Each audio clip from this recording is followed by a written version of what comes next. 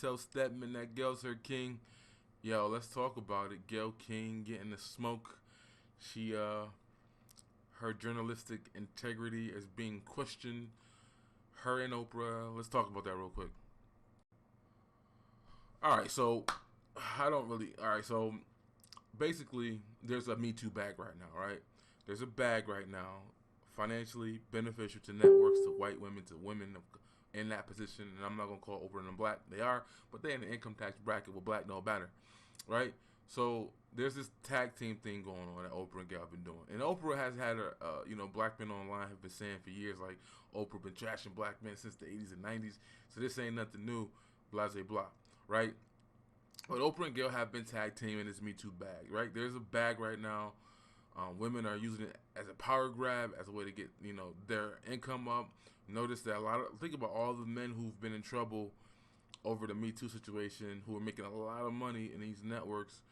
These women are taking their spots, and they're not getting the same money he was getting, but they getting damn near close, and it's an opportunity for them to capitalize off it. Becky's are doing it, and black women are doing it too, in particular Gail and Oprah.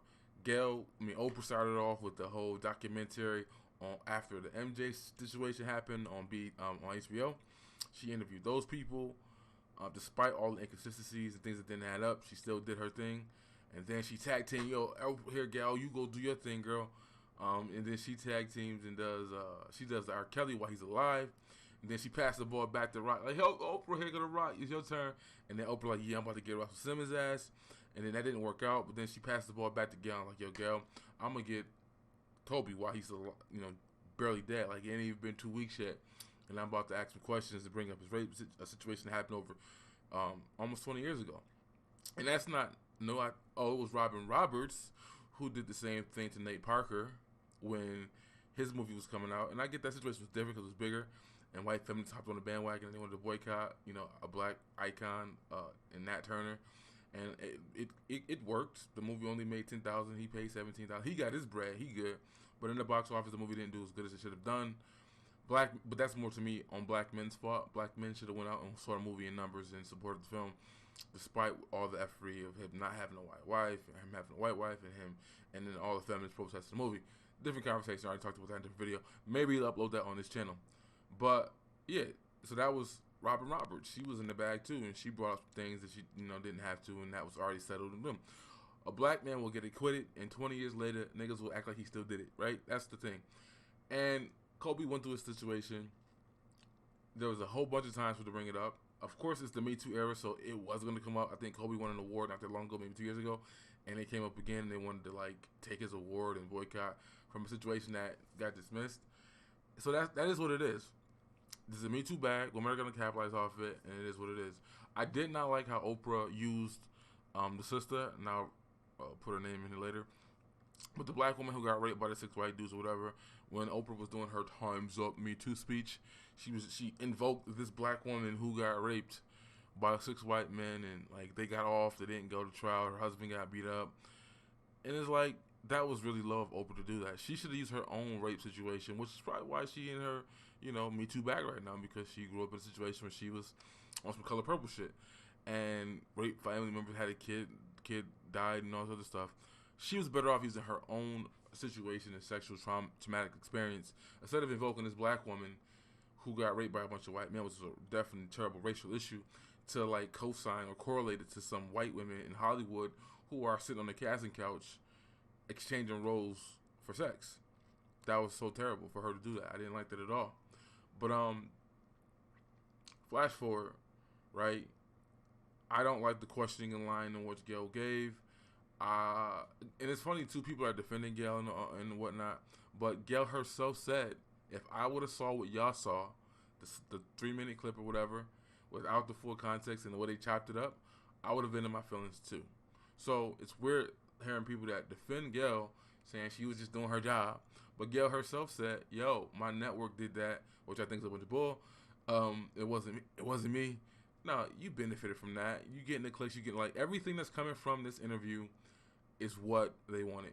Ironically, the smart thing to do to hurt CBS and to hurt Gail would be not to watch the video and not to share it. I guess you could talk about it, but just don't show the clips of it. Whatever. That would be what you would do if you really wanted to pay them back or whatever. Not, because they were looking for their viral moment, and it is what it is. Now, people ask the question, like, why didn't, why are they being held, why aren't they talking about Harvey Weinstein and other things? And that is a good question. But I'm just pontificating right now. Like, some people will say, well, Oprah and Gayle are black, so they should be able to speak on the black men in the situations, the Cosby's, Russell Wilson's, the Michael Jacksons, what have you. But then it's like their platforms are not black. Like, their platforms, their wealth and stuff, like, keep that in mind too. The reason why Oprah and Gayle can do these things and not can be concerned about black folks' Twitter fingers is because they're not economically dependent upon black people anymore, right? They don't need us. Oprah's demographic has always been white women. So is, and I would say white America is definitely Gayle's, demographic on CBS. So clearly, y'all can't cancel them, right? Y'all can't. Like, they're just too big to fail. But, and I think that's partly why they do what they do. They don't. The backlash is gonna be what? Like, they set in stone where they at. But people ask the question, like, how come they do the same situation with the black men? How come people ask, well, why aren't black people getting mad at other people who did the same thing? And I think that that's just common sense, that black folks have, we look at them in a higher light. We have a deeper regard for those two women, and we would expect them not to do that. We expect the little comedian who was like, ha ha, Kobe's dead. He was trying to, that dude, that comedian, Ari, whatever his name is, the bitch ass dude who was happy and laughing that Kobe was dead, he was trying to have his Hannibal Buress moment, right? He was, that Hannibal Buress moment helped his career when he said those jokes about Bill Cosby and got that whole case relitigated and got people to think about it in a public sphere. He thought he was doing that, but it was way too soon, and it was the wrong one. And he had to cancel dates and make his page private and this and that. But I'm saying, we expect dickhead white folks to do stuff and say stuff like that. I guess we don't expect people like Gayle and Oprah to do that, to do things in a way. Like, again, people saying she was just doing her job. There's a way you have that conversation, and the line of the question that she had. Like, don't ask me a question and then tell me I don't know the answer. Like, what, Sway? I say, how do you feel as a woman, as an NBA player? Throwing salt on it, right? Getting it real moist and wet for the readers to be salacious, and then gonna say, oh, you wouldn't know that anyways. You're just his friend. Like, huh? There's a such thing as a character witness. There's people, who can speak for people's integrity and character from their own experience. Doesn't mean that they're right or wrong or know everything about that person, but that does exist, right? You definitely can speak for the character of Oprah, right? That's your girl, Gayle. Yeah, but I didn't really want to talk about that too much. My main focus, though, about this conversation is black men, and we need to be more strategic and not be emotional in our response. We can go in on Gayle properly like men, and like I said, to me, it's like, yo, stop sharing the video, have your little silent protest, and say that what you thought was wrong, her line of questioning. I do not co-sign the way that Boosie or Snoop Dogg came at Gayle. And I'm being consistent, I don't think that Boosie or Snoop or any of these rappers, entertainers, are in the position, have the moral authority to speak on such things. And I've said the same thing about when you got Snoop acting fake mad about Trump and F Trump and this and that, or when Snoop was coming at Kanye. I said the same thing. Snoop has enough issues and enough problems in the way he's carried himself, his music, walking, the images of him with two black women on the dog chain, walking down a white man's red carpet. Not a good look, Snoop. It's not a good look. And you're not in a position to speak on these things, in a way. Now, I get it. Kobe was his friend, so it's different. And I understand Mark Jackson's response, which was not bad. But I understand NBA players who are close to him. I understand him and Snoop probably because, they're high-level entertainers in L.A. more than anywhere worldwide, but more so in L.A. I get that, but like, we can't co-sign that as men. Not like that. We have to have a little bit more tact than to go on TV and call her a bunch of bees, and it's just not gonna work best in our favor. And the fact that so many black men are voicing like celebrity black men are voicing their disdain for what Gayle did in that interview, it's gonna be used against us. There's gonna be situations that come up, circumstances that come up, and they're gonna be like, well, where are the black men at? Why aren't y'all standing up? Why aren't y'all speaking? Right? I get it. Kobe was close to these people personally, and this is something that they felt dear to them. So it's not like some abstract situation where, some chick something happened to a civilian, and we didn't go run and protest and do videos about it and all that. I get it because he's close to them, but it can and will be used against us. We can't respond that way. I'm not on. I didn't like Michael Eric Dyson Moist Dad's response. Black women have stuck up for us more than we stick up for them and this and that. Like black men, when they stick up for black women, they die. Black women, when they stick up for black women, they go to jail. That shit goes unacknowledged, right? So don't. That shit was just too much. What he was saying, he didn't have to throw all that extra sauce on it. He could have said his piece that we need to stick up for each other and respect each other. All that extra sauce that Michael Moist Eric Dyson was saying was unnecessary. Michael Lamont Hill, he's a male feminist, right? These two black ivory tower intellectual Negroes, or the two black male feminists in media today, had to come out and put their capes on, and I agree. Partly more so with what Mark said, though, as far as you can disagree with her, have issues with her without calling her out her name, because it's gonna come back to haunt black men. It's going to come back and hurt you. It's going to come back and bite you in the ass. All the black women going to be on YouTube. All the swirlers and the divest chicks and the black stands. Those camps are going to use this against black men. Mark my word. So I don't co-sign Snoop Dogg's rhetoric and how he came at Gayle. There's a way you could do it with, like, you were raised right with some manners and respect and tact and two-parent household. The way Snoop jumped on the camera looking like somebody auntie. I don't co-sign that. We gotta be smarter than that. We gotta know how to conduct ourselves better than that. Look like little bitches doing it on camera. There's a way to do it, a right way to do it, and an intelligent way to do it. And that was not Boozy or Snoop's way. And again, these are the wrong motherfuckers to be up there speaking on these things. People who've killed people, who've been in murder charges, beat out cases, regardless. Y'all the wrong ones to be speaking. And I'm going to be consistent on that. Like, you have no moral authority to speak on these things, my guys. I just don't. Like, you're not in the position.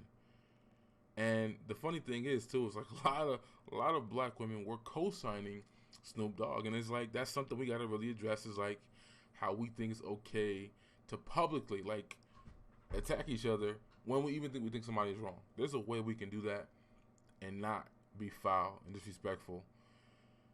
Despite how we feel, keep our emotions intact and operate a certain way.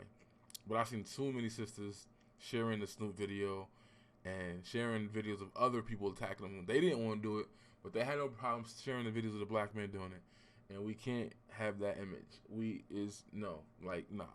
gotta come correct. We gotta come better. We gotta come a little bit more savvy than that, than to just go crazy and go ham. It was wrong, in my opinion. I didn't think she was just doing her job. I think she knew what the hell she was doing. She does deserve some smoke for this, but there's a way to give her the smoke.